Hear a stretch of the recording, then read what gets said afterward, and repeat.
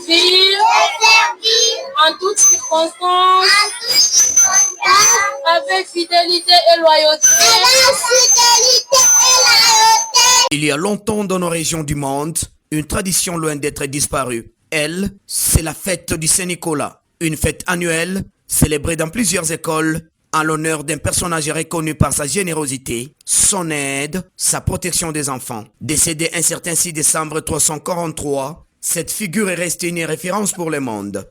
Ce mardi 16 décembre 2025, le groupe scolaire Anaïs Kasumbalesa a comme à l'accoutumée organisé dans la salle de récréation de la section maternelle une série d'activités où les enfants en rouge-blanc ont été évalués sous la barbe de leurs parents. Lancée par la directrice de la section maternelle, Gertrude Mulengatama, la manifestation a connu une série de récitations, de danses, de démonstrations pédagogiques et autres tâches exécutées par les apprenants de la première, deuxième et troisième maternelle. Aussi sanctionnées par la communication des points par la directrice Gertrude Mulenga, qui n'a pas caché sa gratitude sur l'évolution des apprenants partant de leur démonstration. Elle a par la suite donné les biens fondés de la Saint-Nicolas en promettant un travail de qualité aux parents qui ont fait confiance à cette école. Nous, groupe scolaire Anaïs, en particulier la section maternelle, nous avons le réel plaisir d'organiser cette grande manifestation dénommée Fête de Saint-Nicolas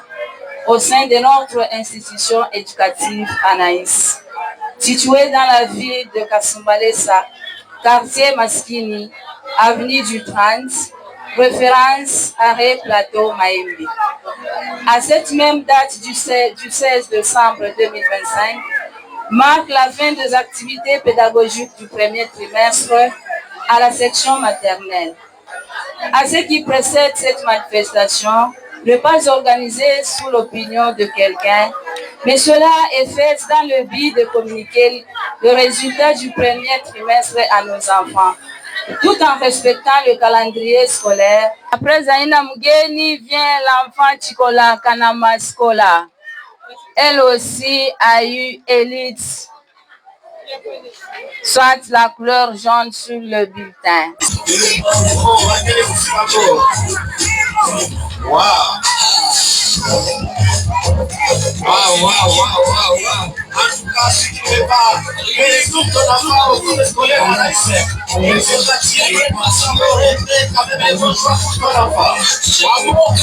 C'est ce jeudi 18 décembre 2025 que les activités ont commencé par une animation des enfants en présence des parents, avant que le directeur de l'école primaire Omer Kazadi ne place un mot de circonstance pour déclarer ouverte la proclamation de la section primaire au groupe scolaire Anaïs Kasumbalesa. Les activités ont rythmé autour des danses, des poèmes, des récitations, des théâtres et des démonstrations pédagogiques des apprenants, accompagnés de leurs parents en présence des autorités scolaires, de la coordination de cette institution et du comité des parents.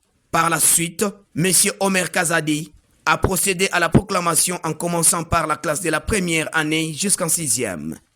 Il s'y est de noter que ces jeunes apprenants ont trouvé des résultats jugés satisfaisants, tant par les autorités scolaires que par leurs parents, ce qui traduit un travail d'efficacité des enseignants et l'accompagnement des parents par la poursuite du cursus scolaire de leurs enfants. Omer Kazadi a marqué sa joie suite aux résultats obtenus par ses élèves. Ce moment a constitué l'essentiel du bon travail abattu par les élèves au cours du premier trimestre.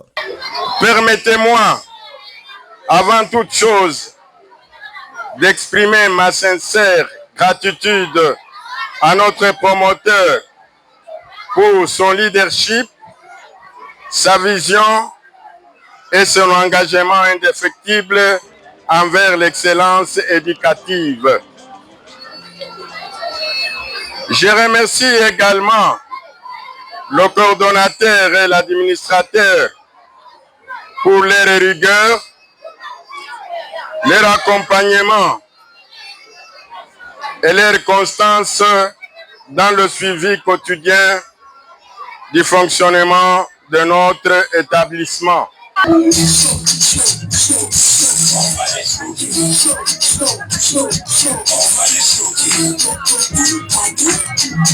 En ce même jour du 18 décembre 2025, le groupe scolaire Anaïs Kasumbalesa a organisé un concours culturel pour la section secondaire auquel plusieurs activités étaient au menu pour la conservation du patrimoine culturel, aujourd'hui en faillite.